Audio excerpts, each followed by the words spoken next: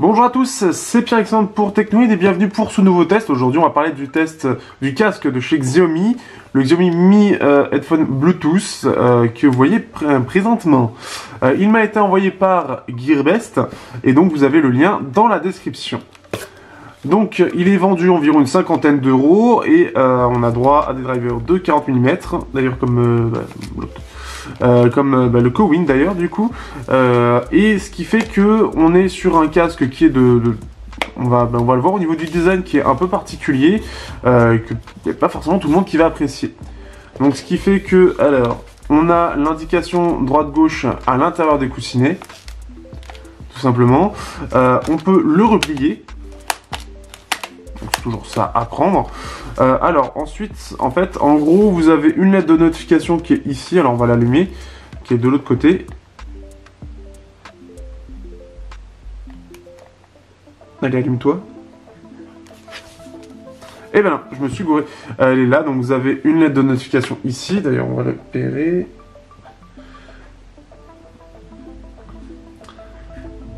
Donc en fait vous avez juste à l'allumer, il va se pairer. Donc là il est en recherche et là justement vous allez voir quand il est long, ça veut dire que c'est bon. C'est à ne pas sortir du contexte.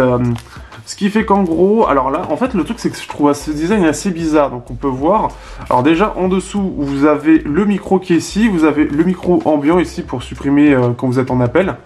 Alors vous pouvez le voir ici. Vous avez le micro USB ici pour recharger, vous avez les boutons de volume qui sont ici, en dessous, et vous n'avez pas de jack. C'est la première fois que je vois ça, un casque sans jack. Un casque Bluetooth sans jack, d'habitude vous avez toujours le choix, et ici vous ne l'avez pas, vous êtes forcément en Bluetooth. Donc c'est quelque chose d'un peu nouveau pour moi, pour le coup, de ne pas avoir le choix.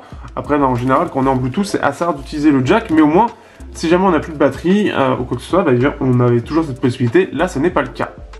Surtout que c'est pas forcément le meilleur en autonomie, donc c'est un peu bizarre. Donc, ce qui fait que je disais le design un peu particulier. Donc, on est sur du complètement plastique, ça se voit. Mais surtout, on est sur un design. Alors, par exemple, ici, cette partie-là, le côté pointillé comme ça, je ne la comprends pas. Je la trouve pas forcément très belle. C'est pas de design du tout à mon sens. Vous avez la possibilité d'étendre, bien évidemment. Vous avez Xiaomi qui est mis ici. Vous avez ici le par-dessus le casque, la partie en caoutchouc. Donc au lieu d'avoir du simili-cuir par exemple avec Cowin, ici c'est du caoutchouc. Quelque chose que je connaissais chez JBL. Après le casque n'est pas trop lourd. Et ici vous avez donc pareil la même chose, sauf que vous n'avez rien de ce côté-là. On est sur un design qui est très banal, qui clairement en fait c'est très sobre.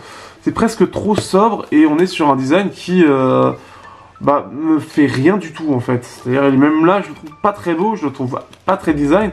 On a connu mieux chez Xiaomi, là c'est très basique.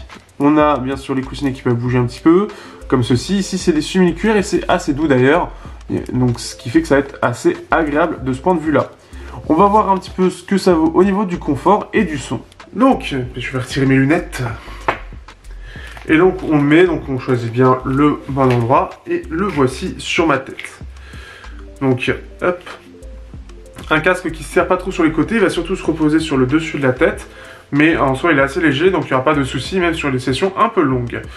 Donc ce qui fait qu'il entoure bien les oreilles, puisque c'est du supraoral, donc il fait bien le autour, donc pardon, circumoral, ce qui fait que voilà, donc c'est bien autour, ça a ce côté carré, ça... Là-dessus, il n'y a pas de problème. On est sur une qualité de casque qui est plutôt bonne, vous pouvez voir ici. Mais on peut voir le design n'est pas très très beau, donc ce qui fait que c'est un peu ça qui est dommage. Maintenant, on va parler du son. Le son, alors autant le Cowin avait la particularité et le côté un peu basique d'être extrêmement basseux et d'être très généreux en basse, ce qui peut aider. Ici, on est sur un son qui est très particulier et que personnellement, je ne l'apprécie pas du tout. Alors, c'est plus équilibré, c'est quand même plus agréable. Alors, hop. Mais, ce qui fait qu'on va avoir un son vraiment... Je suis un peu partagé. Dans le sens où, alors, on aura des basses qui sont... En fait, on a quelque chose de plutôt neutre en termes de qualité sonore. Mais en fait, on se fait chier. Clairement. Quand je vois même les Teen Audio T2 qui sont les intras les plus neutres à moins de 100 $, sont un peu plus, entre guillemets, un peu plus fun et pourtant ils sont neutres. Là ici ça fait un peu terne en fait. Quel que soit en fait. Hop, si je prends ça. Ce qui fait qu'on va avoir des basses qui vont être pas très présentes, qui vont être juste ce qu'il faut en fait, mais qui vont être même un petit peu parfois en retrait. On a des voix qui sont assez bizarres en fait. Elles sont elles sont absolument pas naturelles. C'est quelque chose qui est toujours le cas. Et d'ailleurs, en fait, je me suis dit, il faut que je le rôde, je vais le laisser quelques heures tourner. Ben en fait, ça change rien. Et ce qui fait que on a au niveau des voix, en fait, ça va pas être du tout un casque qui va être orienté sonore. Et ça, c'est quelque chose qui est dommage. Et par exemple, ici, je suis sur un titre, hop, je sais pas si vous allez le voir, ce titre-là, qui demande un petit peu de basse, qui est très dynamique, et qui, bah, pour le coup, là, dans les oreilles, en fait, la basse n'est pas présente. La batterie n'a aucun impact, il n'y a aucun punch en fait, et ce qui fait que il n'y a pas du tout d'intérêt à la musique. Ce qui fait qu'en gros on a des basses qui sont pas très présentes, on va avoir le haut des basses qui va être un petit peu présente, mais ça reste très... Il n'y a pas de punch en fait. Les voix elles repartent un peu vers le bas, surtout les voix un peu plus mâles, on va dire, les voix hommes ont tendance à être un peu plus derrière. Et avoir ce côté presque un peu étouffé, un peu radio. Ça fait un peu bizarre, mais par exemple sur Linkin Park, c'est ce que ça me fait. Donc ce qui fait que je comprends pas du tout, et même même Orelsan a ce côté-là. Et ce qui fait que ça fait des voix très bizarres. Avoir des voix un peu radio, c'est pas ce qu'on lui demande du tout. On demande des voix naturelles, et on en est très loin. Autant, par exemple, Cohen a ce côté un peu chaleureux, enfin très chaleureux des voix, et un peu en retrait, mais elle reste plus naturelle que là. Ici, on est sur quelque chose qui manque clairement de vie, qui manque, pour le coup, je sais même pas, il manque de tout en fait. La voix manque de tout. Elle est juste extrêmement terne en fait, et elle a ce côté radio, ce qui est très bizarre.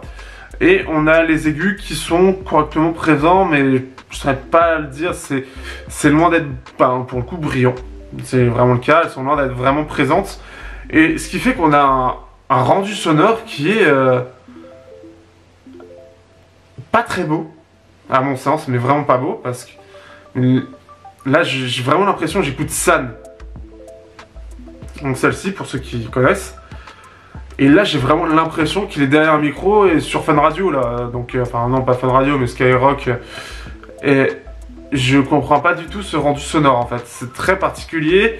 C'est pas très beau, et surtout quand on aime un peu le rap, alors moi j'en écoute un petit peu, j'en écoute même assez peu, j'écoute quelques artistes et j'aime pas du tout. D'ailleurs on va tester autre chose, je vais tester avec Kiksa.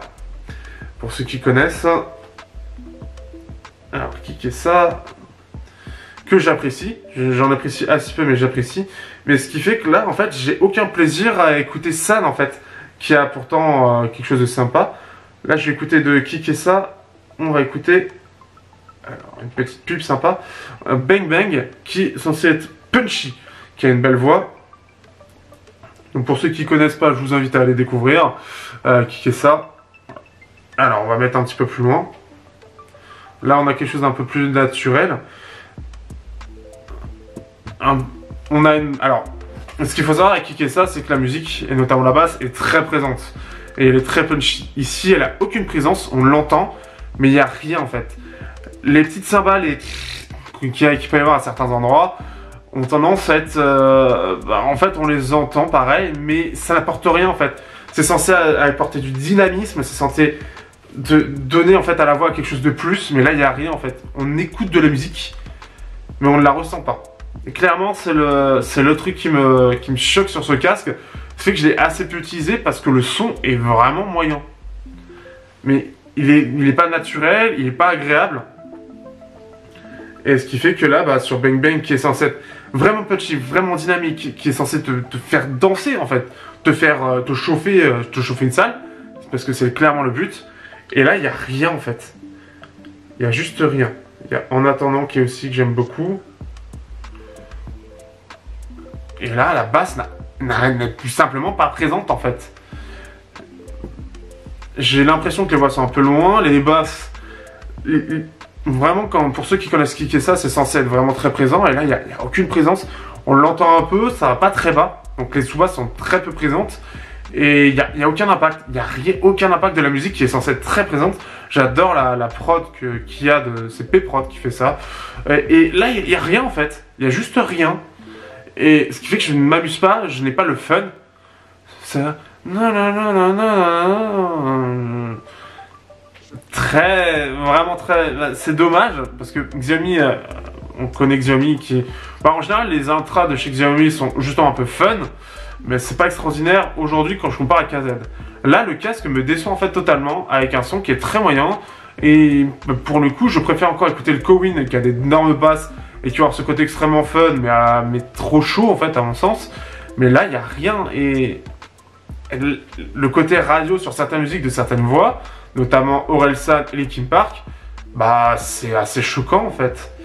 Et ce qui fait que ça faisait longtemps que j'ai pas eu un casque où j'avais aussi autant de trucs à dire.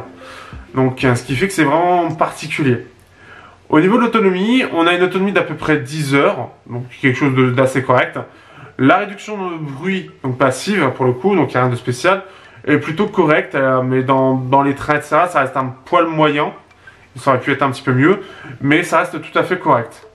En tout cas, pour conclure, un casque qui me déçoit, qui n'intéressera pas grand monde parce que tout simplement la signature est bizarre et les voix sont très ternes, les basses n'ont aucune présence, les aigus n'ont aucun impact.